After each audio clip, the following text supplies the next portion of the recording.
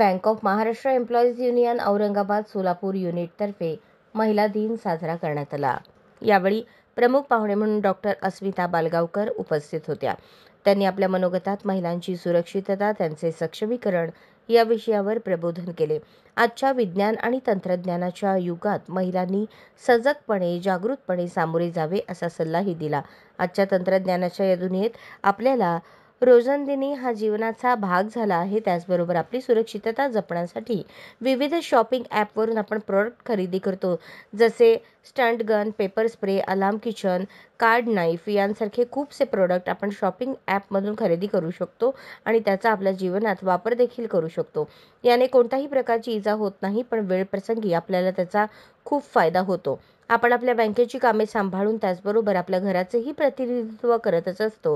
हे कौतुकाचे आहे आणि या कौतुकाचा सन्मान देखील व्हावा हीच एक महिला म्हणून अपेक्षा असते। ती समाजातून आणि या आपल्या कुटुंबात घडत असते। कार्यक्रमास अध्यक्ष म्हणून कॉम्रेड सरिता कुलकर्णी या होत्या। त्याचबरोबर वुमन्स काउन्सिलच्या comrade Shilpa Kulkarni, organising secretary म्हणून कॉम्रेड संतोष चित्याळकर उपस्थित होते। कार्यक्रमाचे सूत्रसंचालन कॉम्रेड सुजाता होंडरे तर आभार प्रदर्शन कॉम्रेड श्रीदेवी मेनगुळे यांनी केले। या कार्यक्रमाप्रसंगी बँक ऑफ महाराष्ट्र त्याचबरोबर इतर सर्व बँकेचे कर्मचारी, अधिकारी वर्गातील महिला बहुसंख्येने उपस्थित होता। त्याचबरोबर कर्मचाऱ्यांच्या नातलगातील मुली, महिला कर्मचारी यांच्या मनोरंजनाचा कार्यक्रम देखील सादर करण्यात आला। त्यांना उत्स्फूर्त असा प्रतिसाद, प्रेरणा आणि प्रोत्साहन देण्यात आले। सत्कार, सन्मानही करण्यात आला।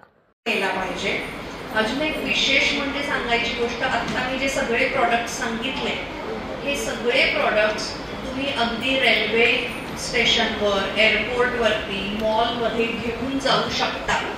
तुम्हाला वाटत असेल तिथे सिक्युरिटीच्या तिथे ते काढून देतील, तर अजिबात नाही।